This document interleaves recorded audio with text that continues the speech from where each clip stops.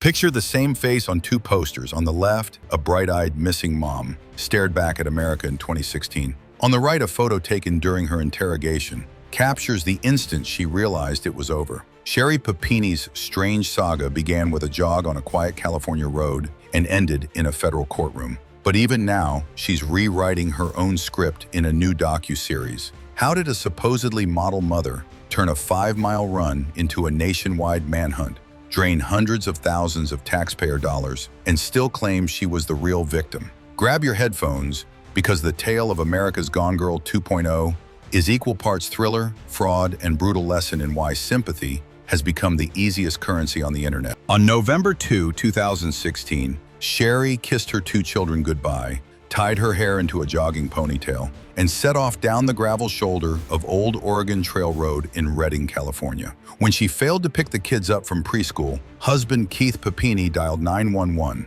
voice cracking as he begged dispatchers to hurry. Deputies found Sherri's iPhone and a pair of white earbuds just off the asphalt. Oddly, the cord wasn't yanked or torn. It was neatly coiled like someone's forgotten charging cable, and only a single blonde hair clung to a nearby bush. Seasoned detectives whispered, "Real abductions are messy. This feels staged." But the public never heard that doubt.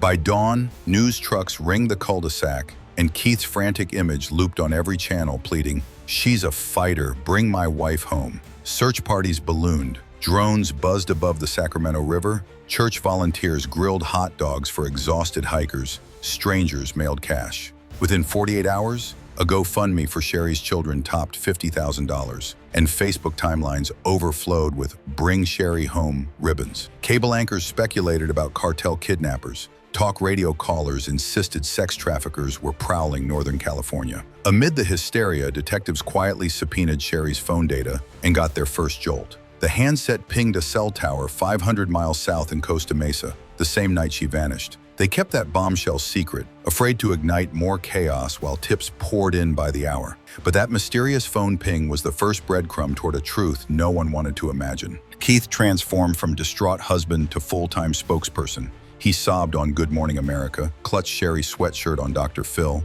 and swore to CNN that 2 little kids are waiting for their mom. Viewers mailed teddy bears. Neighbors lit prayer candles. Yet behind police station doors, investigators noticed the perfect victim narrative wobbling. Deleted text logs showed Sherri messaging an old flame, James Reyes, a down-on-his-luck mechanic in Costa Mesa. "We need to talk," she'd written weeks before disappearing. Another text read, "I can't live like this anymore," hinting at turmoil, far from the idyllic family photos on TV. Meanwhile, the tiny crime scene stayed too clean. No tire marks gouged the dirt, no footprints trailed into the brush, and that single strand of hair lacked its root, almost as if it had been clipped, not ripped. The earbuds were spotless. No gravel dust, no torn silicone. Everything about this screamed stage prop, a forensic tech muttered.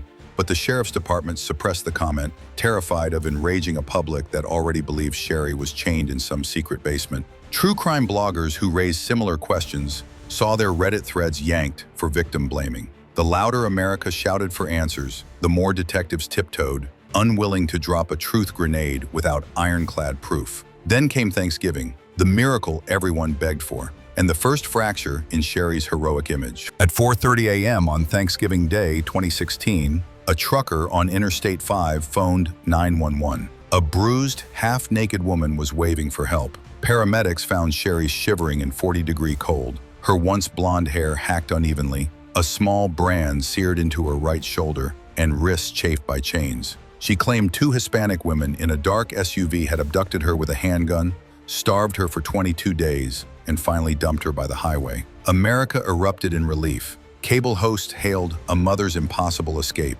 Inside Sacramento's Mercy Medical Center, doctors cataloged injuries and quietly raised eyebrows. The bruises on her wrists were perfectly cylindrical, symmetrical, as though applied with measured pressure, not the ragged abrasions typical of frantic captives. The burn on her shoulder matched a flat soldering iron head, not a random branding iron. Forensics scraped under her nails. No foreign skin, no defensive traces. Her clothes bore no soil, pollen, or basement dust. Even her pupils reacted normally to fluorescent lights, despite her claim of weeks in darkness. Either she's the cleanest hostage in history, a trauma surgeon quipped, or she was never restrained. Still, the country wanted a triumphant ending, so networks booked exclusives. Sherri described thick eyebrows, accented Spanish, whispered threats of sale to a cartel, details that morphed slightly each retelling. Detectives, meanwhile, mapped the burner phone's journey. Reading is I-5, Costa Mesa, the same route Reyes drove twice a month. Every digital crumb pointed to his apartment,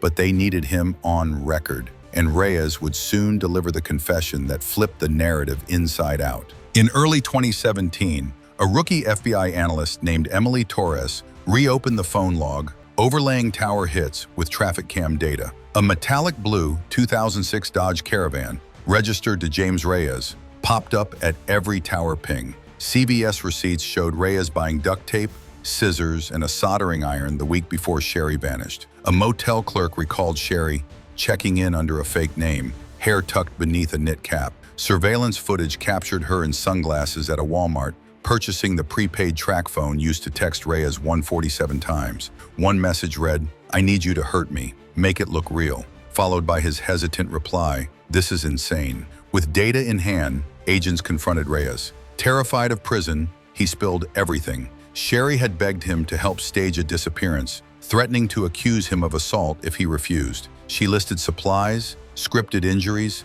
and rehearsed lines about Latina captors. Reyes even showed agents the $19.99 soldering iron, whose serrated edge perfectly matched the shoulder brand. "She held it steady while I pressed," he confessed. FBI forensics later recovered deleted cloud backups of Sherri's selfies inside Reyes's bathroom. She grinned beside a newspaper headlining her own abduction. Torres summarized it best. "This wasn't a kidnapping. It was a digital road trip funded by gullibility." While investigators stitched together the hoax, Sherri bathed in sympathy. Victim compensation checks totaling $30,000 hit her mailbox. ABC News paid $10,000 for a heart-wrenching sit-down. People magazine kicked in another $5,000 for exclusive photos. She trademarked the phrase, "Survivor Strong," emailed lifestyle brands for collaboration opportunities, and funneled GoFundMe money into a Cancun vacation, designer sunglasses, and a $2,300 Louis Vuitton tote. Bank subpoenas later showed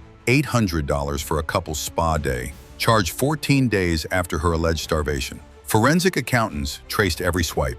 Packages addressed to a Costa Mesa P.O. box, Reyes, contained bikinis, hair dye, even a wig she'd worn for boredom. The woman on televised oxygen masks was ordering beachwear online, all while the FBI burned $1.5 million combing riverbeds. She wasn't hiding from kidnappers, a special agent scoffed. She was hiding from accountability. March 3rd, 2022. Dawn crept over Reading as FBI trucks rolled into the Papini driveway. Agents rammed the front door at 6:17 a.m., cuffed Sherri in pajama pants, and cataloged her trophies. A binder labeled media appearances, a stack of uncashed sympathy checks, and that pink jogging shirt, still spotless, in a memory box. The burner phone lay hidden inside a jewelry pouch, call logs intact. When agents played Reyes's taped confession, Sherri's shoulders sagged. "Okay, fine," she muttered. "I did it, but I had reasons." Facing 8 federal counts, she struck a plea: admit mail fraud and lying to the FBI, repay $309,000, and serve 18 months. She spent 10 months in a minimum security prison, scrubbing cafeteria floors, while other inmates shouted, "Gone girl!" down the corridor. Keith filed for divorce, citing emptied college funds and irreparable betrayal. He won full custody. The kids began twice-weekly therapy for abandonment trauma. The city of Reading sued for search cost reimbursement. By spring 2023, Sherri was out on supervised release, ankle monitor glinting beneath discount sneakers. The restitution meter barely budged. She's paid less than $10,000 to the sheriff's office, sending occasional $82 checks, even as streaming platforms cut deals for her exclusive side of the story. Enter 2025. HBO Max and Hulu syndication premiered Sherri Papini, Caught in the Lie, a 4-episode docuseries promising her truth at last. In a dim studio, Sherri pivots again. Now she claims Reyes kidnapped her after she asked for marriage advice, branding and beating her while she concocted the Hispanic women's story to protect Keith from retaliation. She wipes a tear, says, "I never wanted to lie. I was scared." Producers flash disclaimers that Reyes declined the interview. Social media erupts. Is this remorse, delusion, or grift 2.0? Federal probation officers warn her that earnings from the series will be garnished. Restitution remains north of $300,000, most of it owed to agencies that hunted a ghost. Meanwhile, Sherri reportedly drafts a memoir and dates a new boyfriend who sells RV parts in Northern California. Local reporters caught her shopping at a discount grocery, staring down a tabloid photographer before ducking into her Honda Civic. She is, by court order, still Sherri Papini felon until supervision lifts in 2026. But publicity remains her favorite oxygen. Sherri Papini turned a morning jog into a perfectly packaged tragedy, leveraged America's empathy into designer handbags, and spent 5 years convincing a nation she was the blonde damsel in a cartel nightmare. When data, dollars, and duct tape receipts exposed the hoax, she pivoted to a new script. Because in the digital age, going viral once is lucrative, but going viral twice can pay the restitution bill. Her story leaves scorched earth. A community $1.5 million